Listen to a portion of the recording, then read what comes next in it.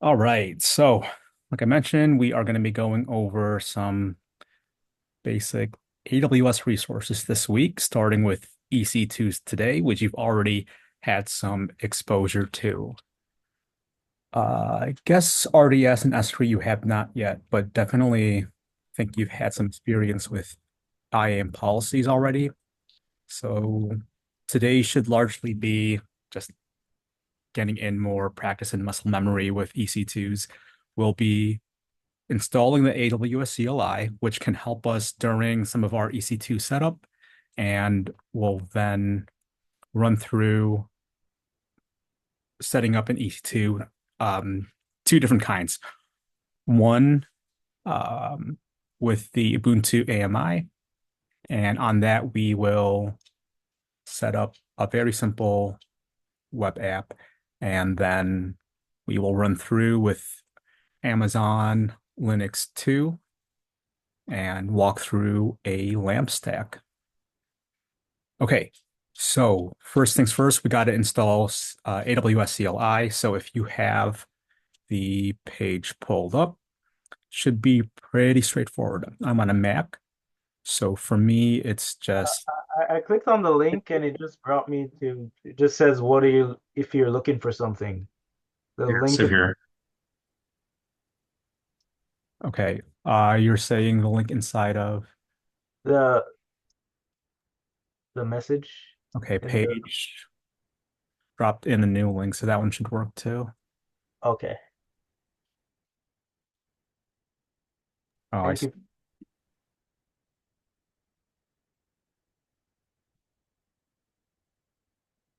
Okay, I see. I think I copy pasted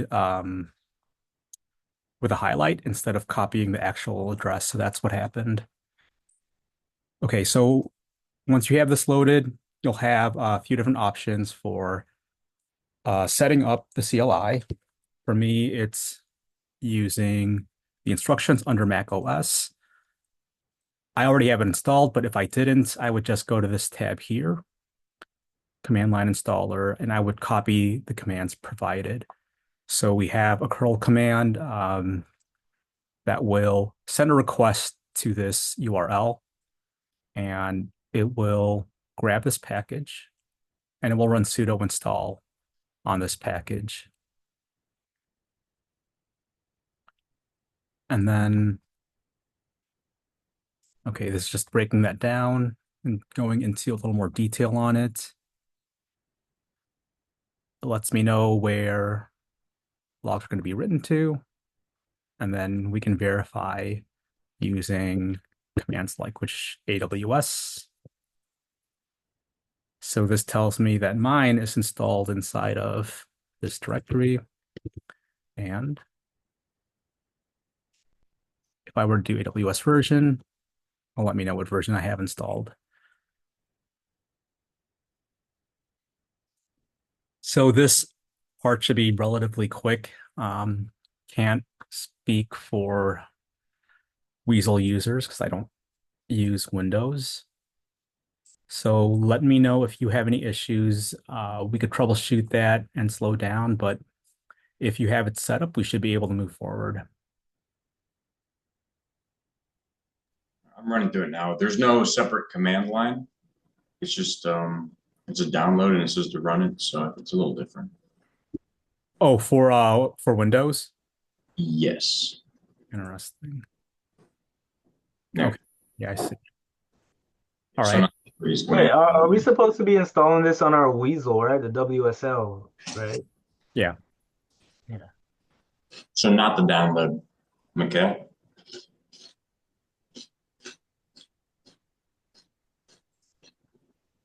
Yeah, I guess if you're doing it on Weasel, then I guess you'd be following the Linux instructions then, right? Yeah.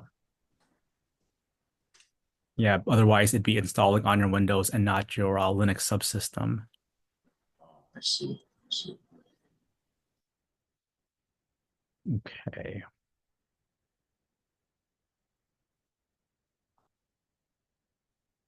All right. Let's see. Who else is still getting it set up.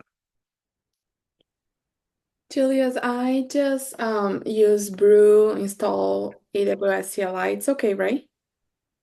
Yeah, I think that should be okay. Let me see. Yeah, I was able to put my private key and everything up there. Oh, perfect. Okay, cool. So once you do have it installed, you can run AWS configure, and it's going to ask for things like your key ID, your default region name, your default output format for files. You've already got all of that set up. You could just skip through, hit enter, and if, oh, the raised hands, is that for when I asked if you were still getting it installed? Okay. No questions though?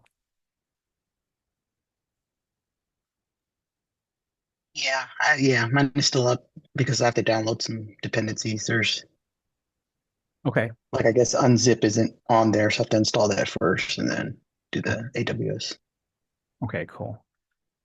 All I'm right. actually in traffic right now, so you can just carry on. I'm listening intently.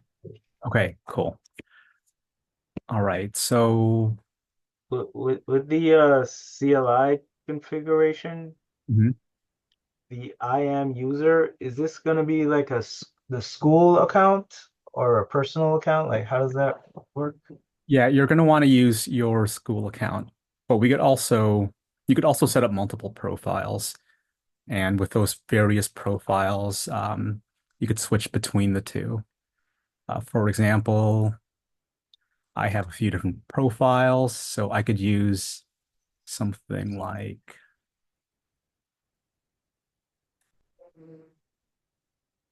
AWS configure list to show all of the profiles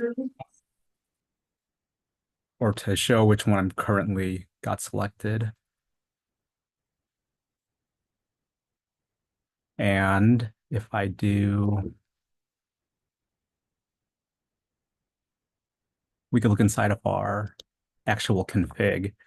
So if I did code with my symbol for my home directory, and I look inside of the hidden AWS folder and then config, I'll see the different profiles I have. And you can have a default profile that will essentially be what's selected every time you open up a new terminal. And then you could have multiple profiles set after that.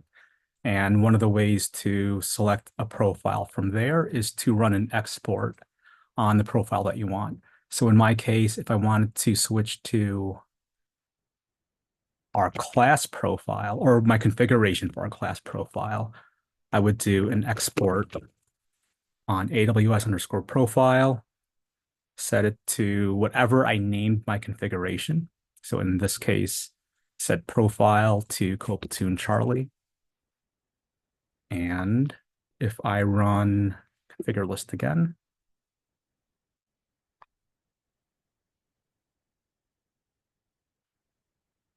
very slow command, apparently. Uh, so I'm kind of lost. Are you gonna go through the creating the IAM user in AWS? Because I haven't done that Oh, before. you all should already have that. You've been using an IAM user, right? Oh, and that's well how we log in. So it's that okay, your name and then that DevOps. Okay, so that's the IAM user. Okay, yeah. Sorry if I wasn't clear about that. Okay.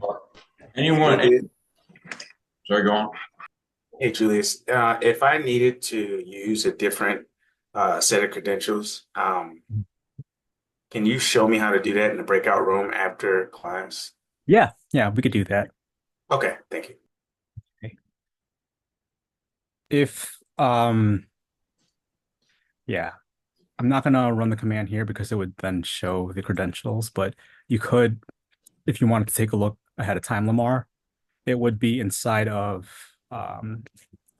this same path inside of your hidden AWS, and it should Okay, be a file called credentials. Yeah, credentials. okay, Yeah, I'll we look can there. dive into that later if you can't get it set up.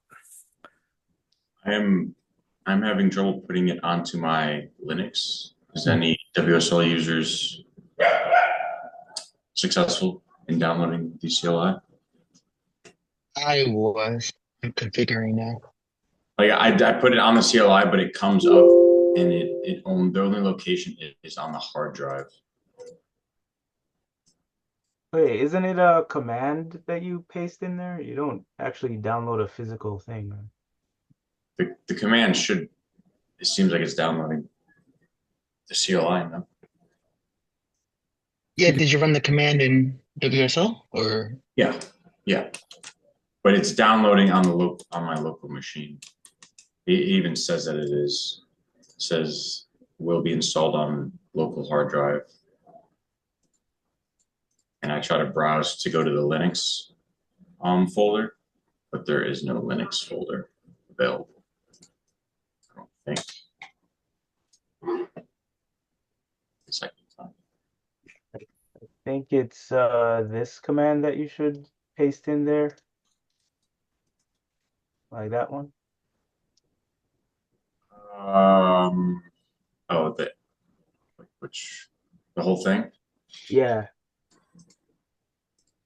Where do you see that at?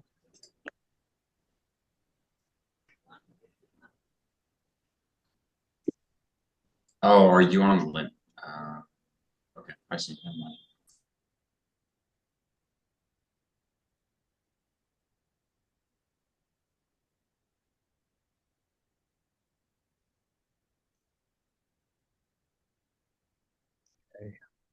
Well, if you want to share, do you want to share, or do you think you have from here for now, Jeremy? No, I figured out what I was doing wrong. Okay. I think All right. So, let's see. Aisha, you said you've already set up your configurations, right? Yes. Ooh, okay. And did you just create your own access key? Yes. Okay, cool. Cool, cool. So yes, that's something that we're gonna do next. Is that inside of here? Oh,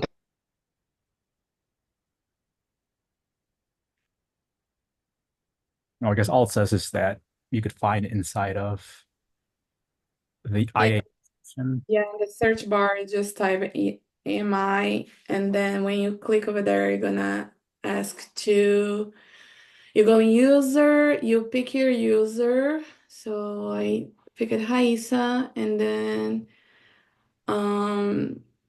you go to security credentials, I think, because I Hmm. cannot see it more. And then you create private key or create an access key. Yeah, you create an access key under the security credentials tab.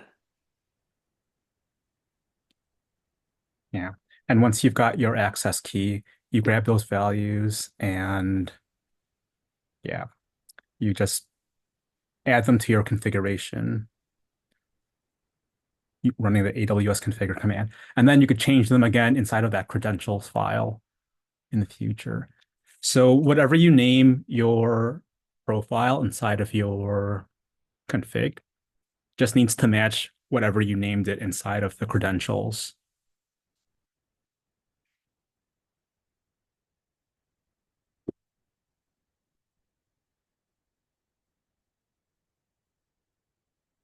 Do you mind showing it again?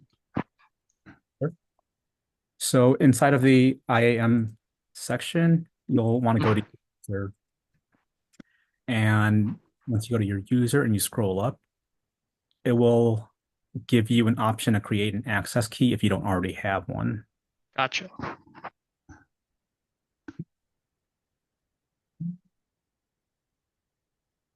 And when it asks for a use case, you could just specify CLI.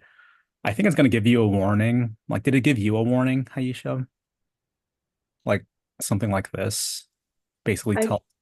Yeah, I think did, but I pick it anyway. Yeah, yeah, that's what you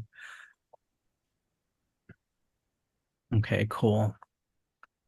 So yeah, this warning down here is basically just asking for your permission or your awareness, I guess, of the fact that AWS recommends these other tools, but for our use case was just messing around with resources inside of the AWS for learning purposes. It's not a big deal. Okay, so let's see what's next. That should be about it. We're just configuring that profile and setting those credentials.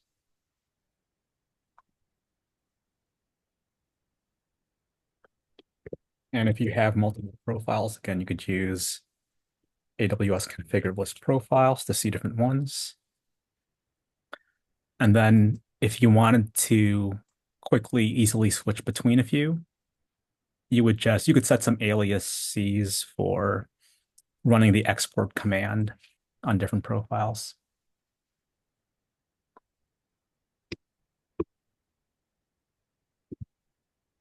Cool. So once that is set up, then you will be able to run AWS commands like seeing what security groups are associated with your EC2 or your class. The documentation for this is kind of, let's see, dense, but let's take a look at that anyway. Oh, I've got here there we go. CLI command reference. Let me copy this into the Zoom chat. And I don't think it's inside of the README, so I'll toss it in the README too after all of this.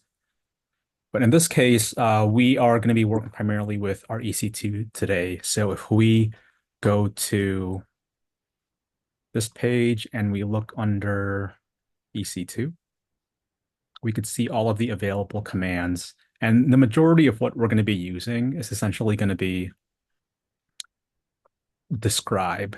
So we're going to use describe to inspect things like the associated subnets or VPCs or security groups, anything that might help us more quickly confirm things, like if we have the right association with a VPC and if that VPC has a route table set up, etc. So with all that, I think it will help to run through setting up an EC2 live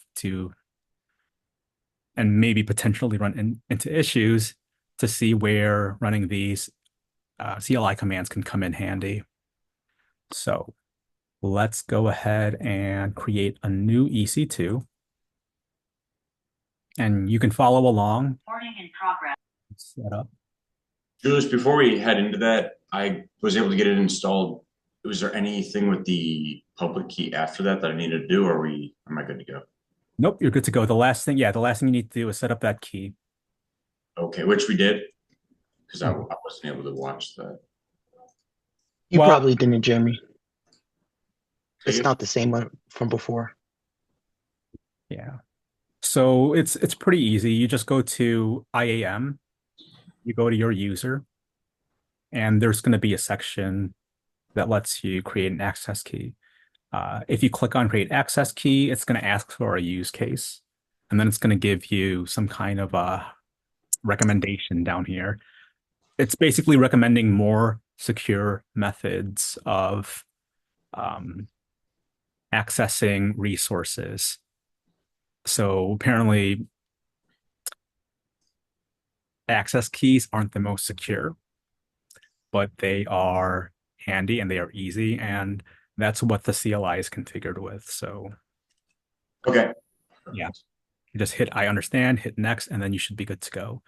The values that it gives you, again, you'll be putting inside of a configuration file. Well, Later. you can do it now. Yeah, if you run AWS configure, it will actually walk you through like the 4 things that you need. So Okay. it's used for that key, and then the secret key. So here it's asking for my key, and then it asked for my secret access key. and then your default region. In this case, I like to use US East 1 and an output format if you needed to output some logs. Okay, so once all of that is set up, you should be able to run AWS commands Thanks. from your terminal. And we could technically use AWS command line commands to set up our EC2, but we're not going to do that today. That's going to be more for later on. The goal this week in these early weeks is still to get you to become more familiar with the console itself. So going back to the console, let's go over to EC2 and let's create a new EC2 resource. Let me also make sure I've got all my tabs ready so it's easy to switch back and forth. Okay, we're done with this. So we're going to go back to lessons. We're going to go back to our second lesson where we're going to cover web servers, launching EC2 instances. Oh, right. A little bit of background information. Both of our EC2s today are going to be utilizing the Apache HTTP server. It's a free and open source cross-platform server. So here is a page for Apache's HTTPD, which we're going to use with our Maria Lamb project. And I wonder if there was another link to Apache, maybe not, but when we run through these EC2 exercises, we'll be able to see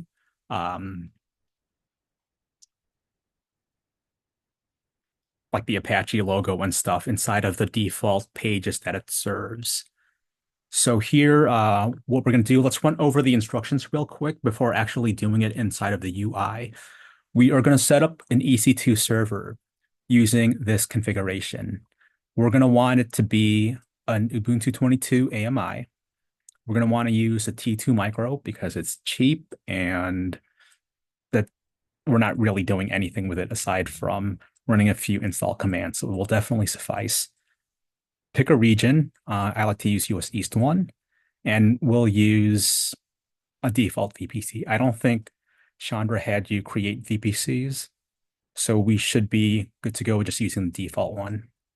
And then you could create a new security group just so that gives you some practice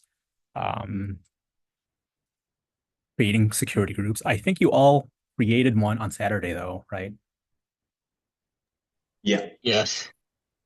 Yeah, you could either create a new one, or if you really want to like just reuse the same one and add like more security rules as you go, that's fine too. You could either reuse the one from Saturday or create a new one. Either way, just be mindful of like the ID number because we're gonna have to make sure that syncs up everywhere we're referencing it. So on Saturday, I believe Chandra had you all set up a rule for port 80, which is the default port for HTTP connections. And again, we're using the CIDR range of 0.0.0.0 to basically say we're going to allow access from anywhere. It's not something that you want to do like in a real life scenario, but in a development scenario, kind of like what we're doing now, it's fine as long as you have security in place elsewhere. Like we definitely will have a second layer of security with things like our ACL, which we'll go over in a few weeks, not today. And right from here, we will be testing our connection to the EC2 once we've got that set up. We're going to use, you'll see too when I go through it in the UI, where you could select PEM key. We're going to use the default, I'm going to use the default class 1 CP Charlie PEM. I think he had you create your own PEM keys as well, so you're free to use that if you prefer. And then we are going to run some setup. We'll update our package manager. We'll then install Apache 2, and then we'll run some commands to check its status, to start it, to enable it so that it'll always start on boot. And then we could also stop it so that we can customize the web page that it serves by default. We're going to replace the HTML file that it serves by default with an HTML, JavaScript file, and style sheet from a very simple app that Chandra, I don't know if he created it or what, but it's Dodo Chump. I think you might have already been exposed to it once or twice. That's what we're going to be using. And then we will re-enable in Apache and see it live from our browser. And maybe along the way, do a bit of troubleshooting if we run into some issues. Cool. So let's go ahead. I'm going to make a new EC2. Follow along if you're all good to go. I'm going to call this Charlie Apache demo. And I'm going to look for an Ubuntu image. So let's select Ubuntu. And I am going to look for a 22 version. Let's see here. Yep, that's fine because I haven't even set my security group yet. Is this what I want? General purpose. Should be good. I'm just going to take a look at some of these other ones. We're looking for the type 2 one. Is that what you all have been using? No, that's when I was looking at the previous video. Okay. You said type 2? I believe so. I could be mistaken. The T2 micro, is that what you're? Oh, is that what you're referring to? No, Oh, I mean, never mind. Okay. I So think this is the version of Ubuntu we've been using. is this? oh, okay.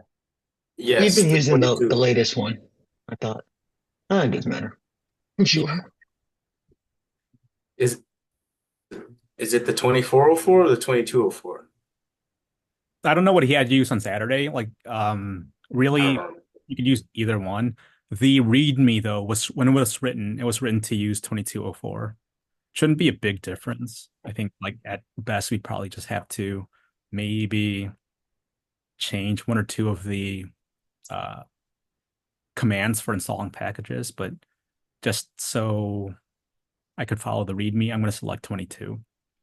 And then once I select the image I want, and again, I think I want it to like, So I'm looking here, and it says the ones we used on Saturday was Ubuntu Noble 24 okay, dash 04. that's 22. That's probably this one. Yeah. Again, I'm And going to, are we supposed to restart the ones? If we had a one that was stopped, we should just restart it. Are we creating a new EC2 instance? I would say create a new one, just Okay. experience. Like again, like one of the things we wanted to do at the start of this is to have like a lot of repetition just to give you all a bit of muscle memory with all of this. And we'll probably be destroying them at the end of the day anyway. So, right, go with what you're comfortable with. Again, the README is written to use 22, so I'm going to go with that. And once that's selected, I'm going to leave my architecture at default because we're not going to do anything fancy that's going to require the ARM architecture. And then we're going to select our instance type. In this case, the free tier eligible T2 micro. And then I'm going to select a key pair that I want to use when I SSH. And I'm going to, oh man, we already have a few different Charlie ones, I think. Okay, so we have a CP class students. I'm going to use that for now. It doesn't really matter. I think I have more than one of these set up anyway. And then I'm going to, I could either create or select an existing security group. Let's create because maybe that way we'll be more likely to run into issues that we could troubleshoot. And then I am going to also, looking at this right now, no preference for the subnet, which means it's going to select the default subnet associated with this VPC, I believe, which I think is what I want because I'm hoping we're going to run into an issue that I ran to earlier. And then we are going to, yeah, this looks good to me. It's going to complain again about you setting these rules. Oh, I think I want to be able to add new.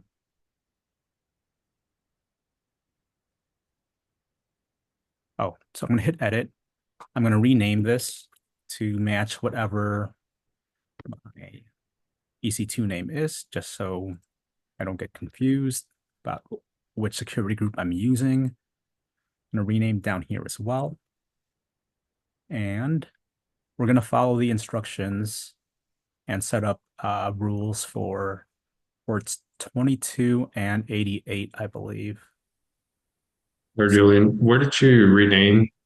I have the name and tags as a certain name, but I just saw that you renamed something else. Yeah, it was just my security group name. Got it. Okay.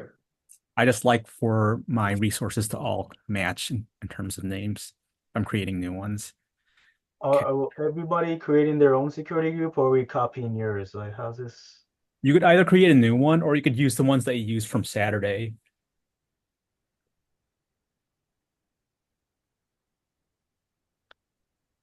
And if you're creating a new one,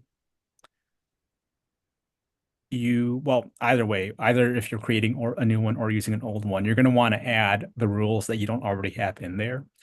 I believe you might already have 22, a TCP protocol rule for port 22 already in there for SSHing. And then we're going to also add a custom rule for port 88, again, from just about anywhere.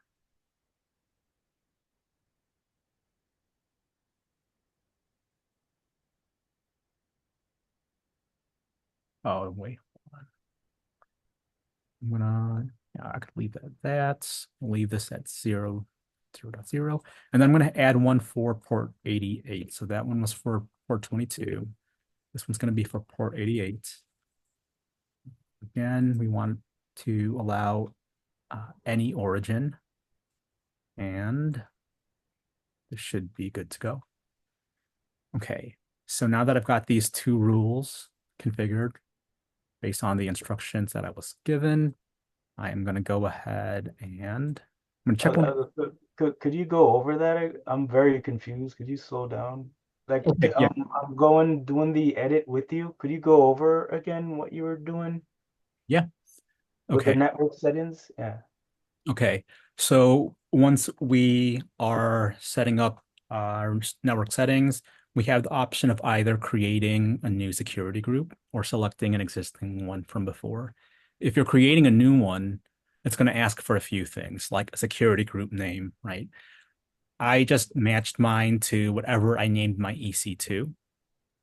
Because if I'm running like multiple projects, right, like different EC2s for like different projects, and I'm also creating different security groups for each of them, I don't want to get mixed up. So to avoid getting mixed up, this is just something I like to do. And then, Julius, sorry, I have a question here. For the security group name, mine is just defaulting to Launch Wizard 3. Not sure if anyone else is seeing that or if it's just me. yeah, that's what it defaults to. I think that's what mine defaulted to as well. Okay. You have to And click how do you edit edit? top. Okay, I see. Thank you. Okay, cool. So once you've got that set up, you could start setting up your security group rules.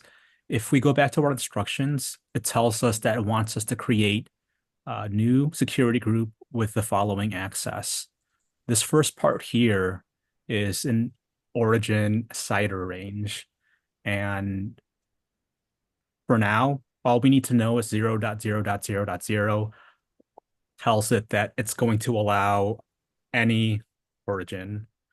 And then the port that we want to give it access to, give a connection from any of these origins access to.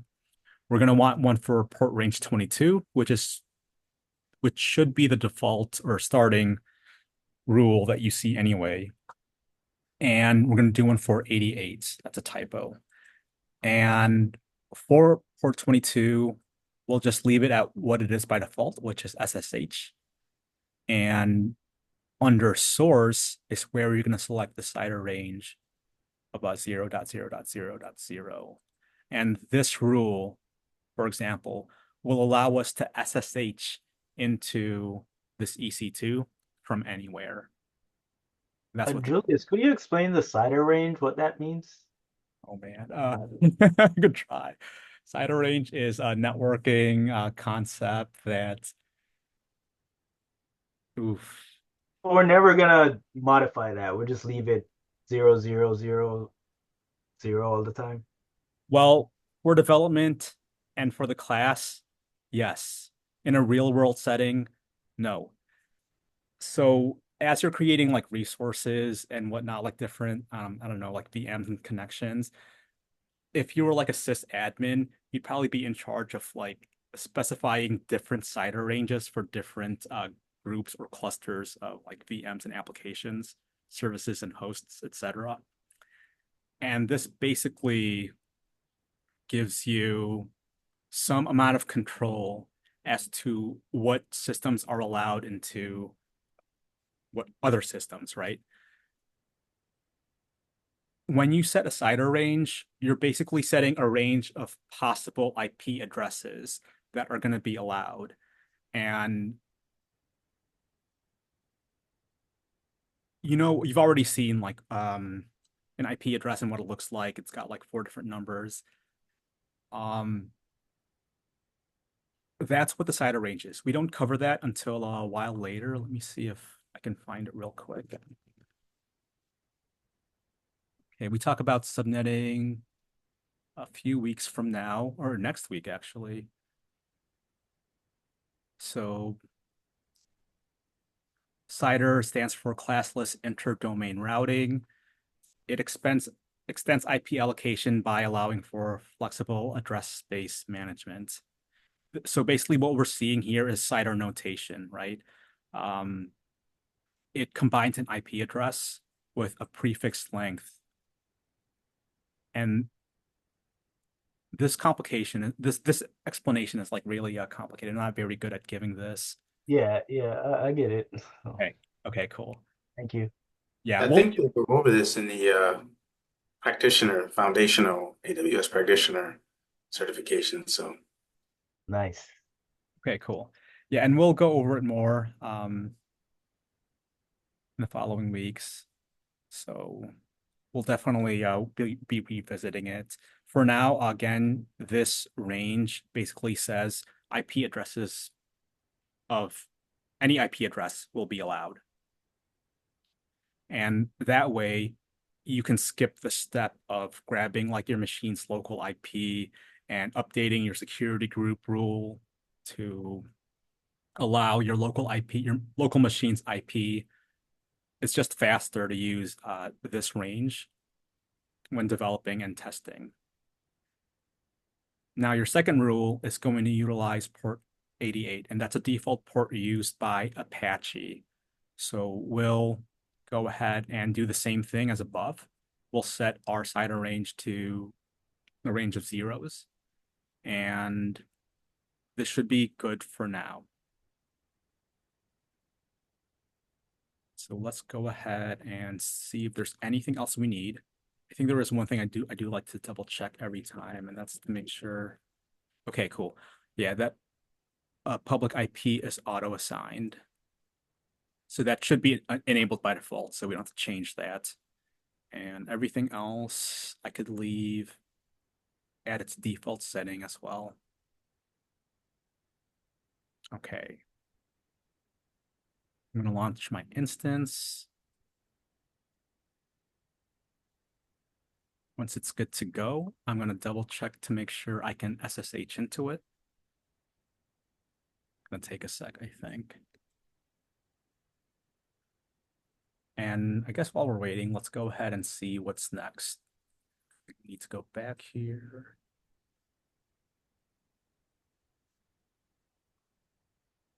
Right, once we have this set up, we're gonna SSH onto it.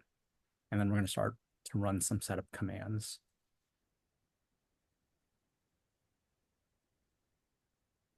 Oh, okay. I'm going to hit connect. I'm going to copy this this command, and now I should be able to connect to this EC2. Oh, one thing I should point out. This command is basically an SSH command. You've already seen it before. The -I stands for identity. So it's the key that you're passing in, and then the destination. Our destination in this case is going to be our EC2's address with the username preceding it. By default, for an Ubuntu AMI, your username is going to be Ubuntu. And if you've already set up your PEM key, which if you're just using one that's already been created, it should already be set up. You don't have to run this command because it's already been run.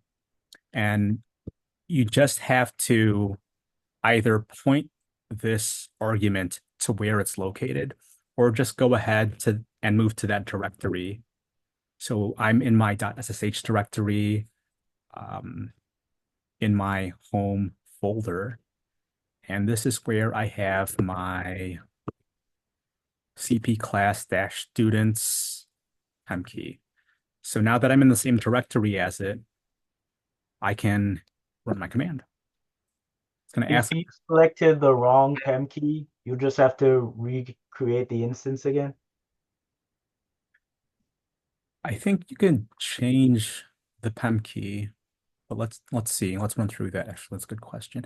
I mean, if you pick the wrong PEM key and you have it locally, you could just switch to using that one too, right? But yeah, but if you don't have it, like, can you change? Yeah, let's see. I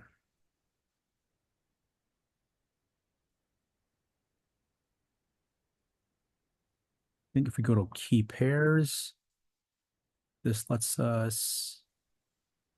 lets us see all the key pairs that we have created for the EC2 itself.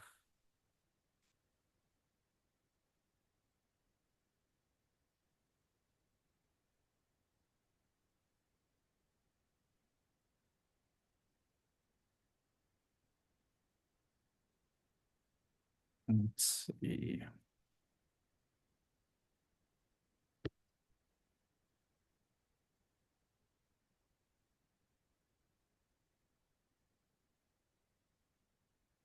Yeah, I'm not sure if I'll be able to edit this.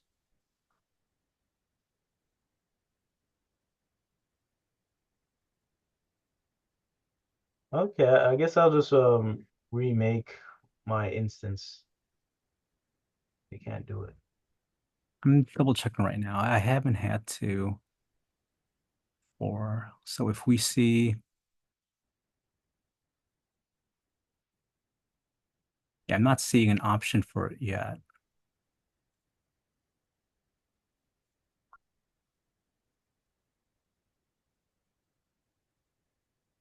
So if you've ever lost the PEM key, you can never access that instance again. Well, yeah, probably not. If we don't see one in the UI, we might be able to change it through the CLI.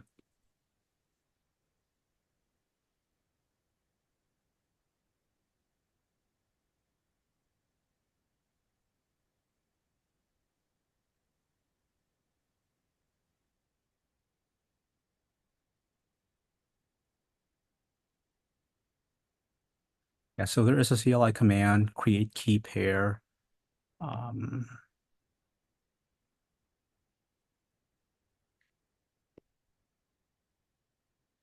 Yeah. I don't know if it's in the UI, but yeah, it should be doable. I'll just do it later. You can continue. Okay. Yeah, looks like you can import, you can create a new one. And let's see. Let's say for this, it's probably quicker to do the EC2 instance, just rebuild it. But it can be done. It's just a lot of steps. I've just never had to do it before, so okay. So I have my keep here. I just ran the command to SSH into it. It's going to ask me if I want to continue connecting. I'm going to say yes. And I think it timed out because I took too long. Okay. So I ran it again. I'm inside of my EC2 now. And from here, I could start to run some of these commands. Actually, just going to pull it up here because I think I should have it up here somewhere.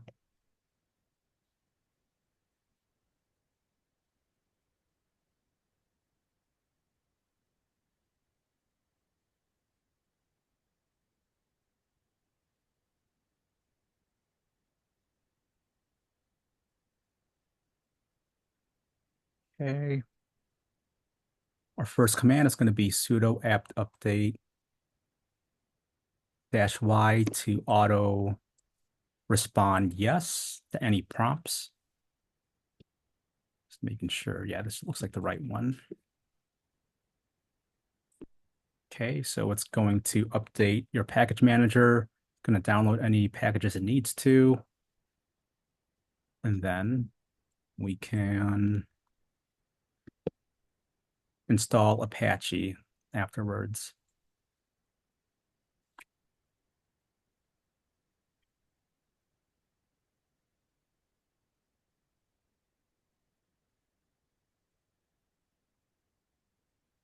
Okay.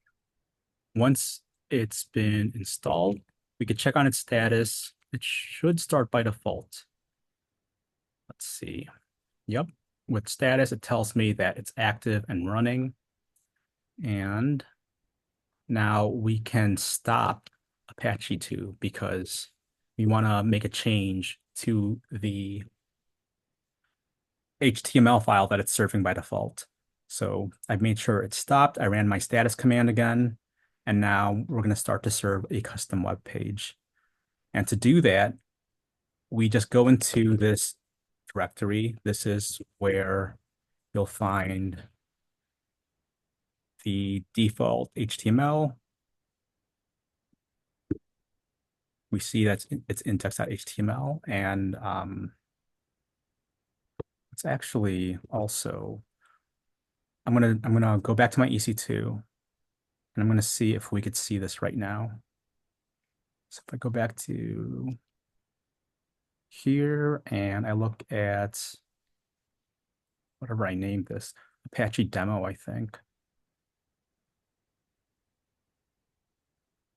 The AWS console will tell me, for example, things like the public IPv4 address, which I can use to see the site. But notice how it's spinning, right? Well, the first thing I did was I made sure that we were connecting not to HTTPS, but HTTP, and it's still not spinning. So if you're reusing the security group you created on Saturday, you probably won't be running into this issue. But in my case, I have to go back to my EC2, or sorry, the security group associated with my EC2 and create another rule. Because I've only created 2 rules so far, one for Apache and one for SSHing, but I also need one for an HTTP connection. So let's go over to whatever I named it, which I think is Charlie Apache demo. Okay, I think this one's mine. I go to my security group ID. I can go ahead and edit my inbound rules and add a new rule. And in this case, I'm gonna just add one for HTTP connections. See how it defaults to 80 already? So what I'm gonna leave it at, and then I'm going to select this CIDR range again, and now I'm going to save. With this save, now let's see if I'm able to access this. Okay, I'm still getting a connection refused.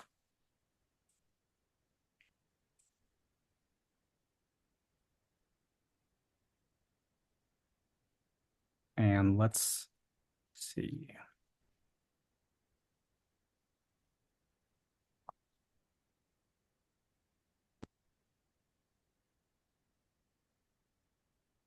Was I your don't, rule for anywhere?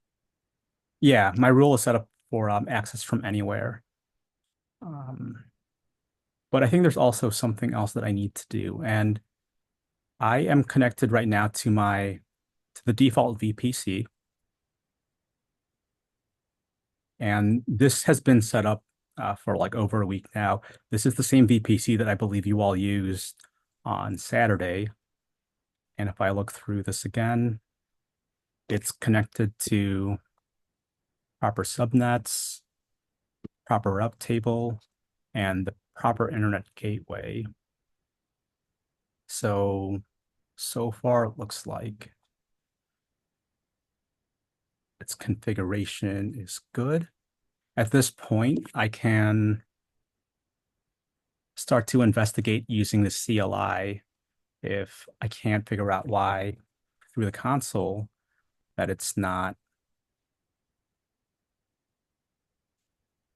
Oh, you stopped Apache 2 earlier, right? So Oh, I started it from my end and I can see a Ubuntu page, whatever. yes. Got ahead of myself. You're right. I need to restart Apache. Okay, let's go ahead and restart Apache. Now let's double check this. Okay, we see the default page. Yeah.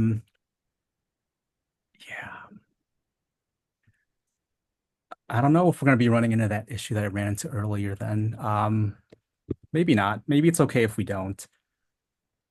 But if we were to run into that issue, we could use combinations of commands like describing a security group, describing our instances, and then passing in various queries that allow us to see, for example, what's associated with our EC2. Like if I were to run this right now inside of my terminal,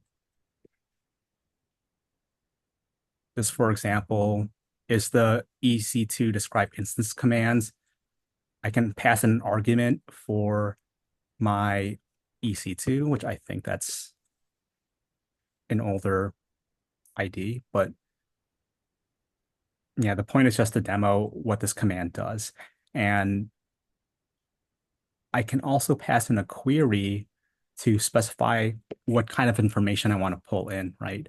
So I want to, for example, grab every kind of reservation, every kind of instance, and from there, specify like what I want this left side of the table to look like and what piece of information I'm trying to grab. So this is telling me that my instance ID is this. It's not connected to an internet gateway ID. It's got a public IP address, and it's associated with these route table subnets and VPCs. You see that it's saying none right here. It's working regardless because the VPC we're using, by default, it has its subnets connected to the proper route table and proper internet gateway. Did Chandra go over any of this on Saturday? The VPC stuff? No. No. All right. Don't let this I don't know, complicate things for today because it's going to be covered eventually. I don't know. I don't know if I jumped the gun by introducing it. I just thought the lesson was a little short, so I thought to include that. Yeah, but if you have your Apache server up and running and you're able to see it from your browser, that's exactly where you need to be. We don't need to go on that detour regarding VPCs exactly, because if you could see this, then there's nothing to troubleshoot. You're in a good place. So once we have this, we can go back to VS Code and we could change the file that we are serving by default, right? So in this case, we are going to rename the file in here. So I'm going to use move index.html, and I'm just going to rename it to index.html.backup. and I'm going to run sudo in order to do that. And then I am going to use wget to grab some files. So let's see, where is that? Is there a reason you decided to retain that file? No, you could delete it. I think the README says to delete it anyway, but I don't know. Maybe I'm a hoarder. I don't know. Um, I guess by keeping it, I could demo switching back and forth. I don't know if that's necessary, but yeah. Once I do, uh, once I do have that either deleted or renamed, I can go ahead and grab a new HTML file. And again, we're going to be using the wget command where you just pass in a destination and it's going to grab that file. So this, for example, grabs index.html from this repository. And if we hit ls, we'll see that it's been downloaded. And then we could do the same again for these next two files.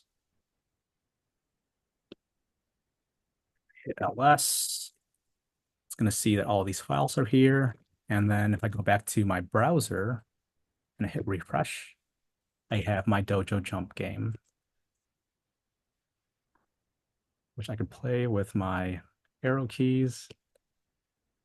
And that is how you set up Apache and change the default index.html file that it serves. So now that we have this Apache server up, it's it's essentially accessible from a public location because we use that CIDR range 0.0.0.0. And that's it for this first one. I think we could, let's see, restart the Apache 2 server. We could also run this enable command, which will make sure that it will run by default on boot. So whenever you reboot, it's going to start. And yeah, that's about it for this one. Was everybody able to get to this same point? I'm at step 3, Mhm. the start the web server and check status. Mhm. I pasted in that command, and I'm not really sure what I'm supposed to do after that. Okay, here. Yes. Okay, and you've changed the files, right? Wait, did it say? Oh, it didn't say that in the. I think he means a little bit higher. Oh, step 3 here. I just installed Apache on Okay, there. okay. Once you've installed Apache, you're going to have to stop the service so that you could update the HTML file. By default, the HTML file Oh, is, so this isn't what I'm supposed to do isn't in the instructions on the GitHub because I was just following the GitHub because I was behind. it is. Yeah. That's this right here, serving a custom web page.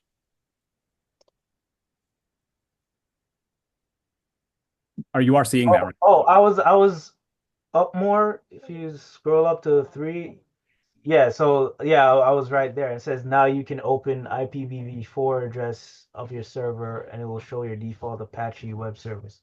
Like, Yeah. what does that sentence mean? Oh, yeah. So that means if you go back to your EC2 in AWS, Yes. it will show you a public IPv4 address, and you can click on that to see if your page is being served. So if we go to mine, whatever it was called. Yeah, I did that and I wasn't seeing anything. That's why I thought I did something wrong then. Cool. Yeah, you want to share your screen then? Yeah.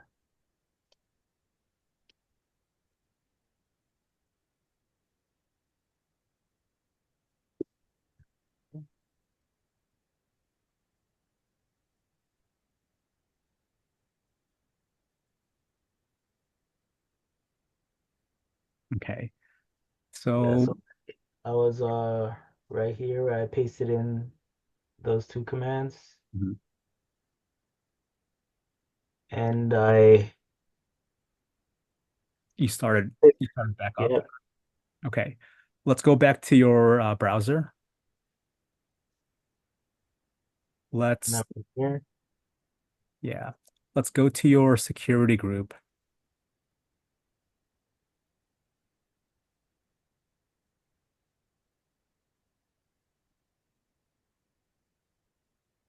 All right, click on it. Click on the ID. That'll take you to where that works too. Let's see your inbound rules. Okay. Let's add a new rule. So let's edit this. We're going to add a new rule to allow HTTP access. So go to that type dropdown and look for HTTP. I think you passed it. Now, yep. Now save. Okay, now go back to your page.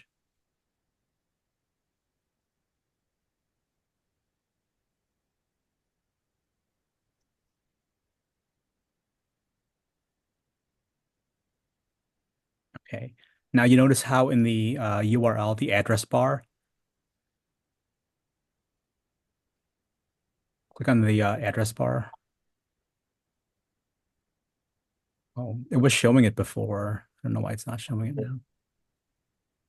Yeah, see how it shows HTTPS? Yes. Yeah, we set up a connection for HTTP. So now if you delete that S, you should be able to see it.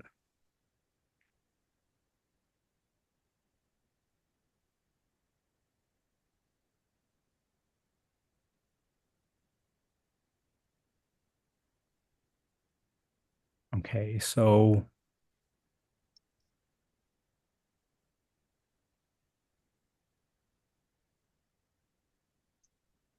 Does he still have the server stopped?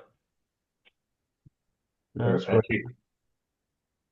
Apache? the Apache, That yeah, just run a status command on it again. Yeah. Okay, so it says it's running. um the instances security.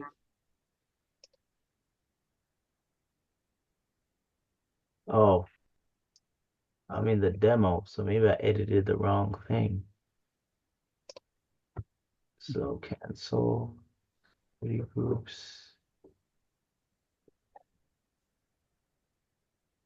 So when I do security groups, I click on the instance first and click the security tab. That way you know you're clicking on the security group for that EC2 instance you're working on. Oh, yeah. Yeah, instead of going to the side and I have to Because find it in because this I group. think man, it's so fortunate that you showed us that last week, Saturday, because I think I just edited the wrong instance. That's why it didn't work. Uh, change that. Add rule.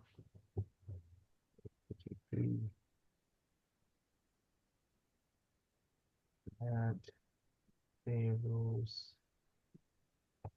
And this is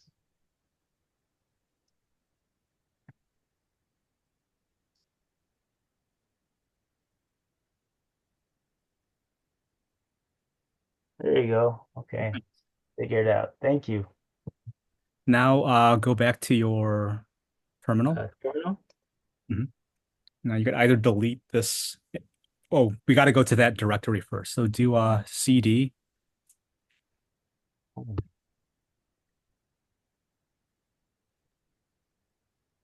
Where are we going? We are going to /var.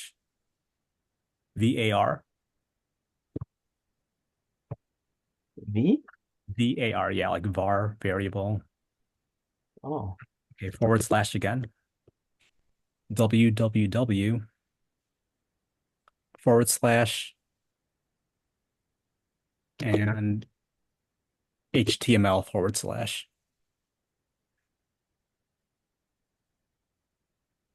Okay. Enter. Mhm.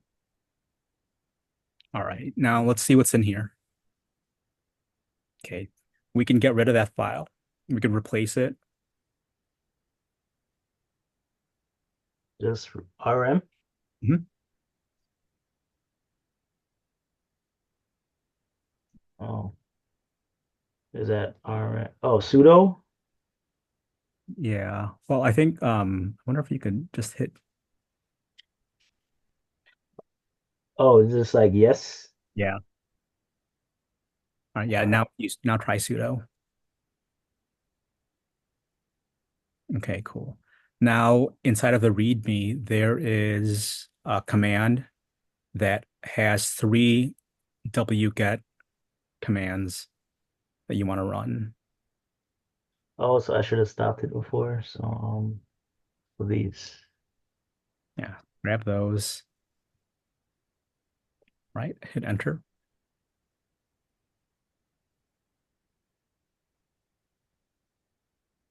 Okay.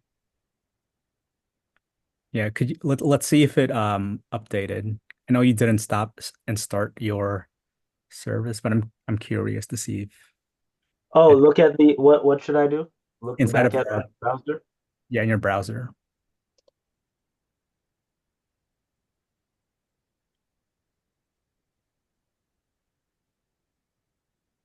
Oh, right. Okay. So I'm back with you now. I'm caught up. Yeah. Yeah. All right. Thank you. Yep. So this again is a simple web server. I think so far we've used Flask to serve an application. Now we've tried serving with Apache. I think one of the only other ones that we'll be using in the curriculum later on would be Nginx. But these are just different ways to host HTML, JavaScript, CSS files. This method allows us to just replace that index.html file inside of that directory and also then add additional JavaScript and CSS files for styling. So that is the first part. The next part is setting up another EC2 with a LAMP stack. And a LAMP stack is basically, it's an acronym for Linux, Apache, MariaDB, and PHP, my admin. We have been here for a while, so how are you all feeling? Should we just run through this last exercise together, or do you all need a break?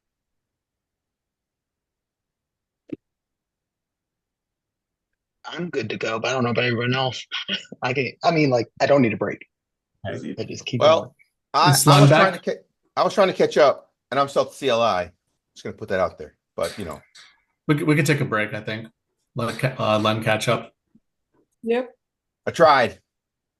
I I don't know. Oh no, that's fine. We could take a break.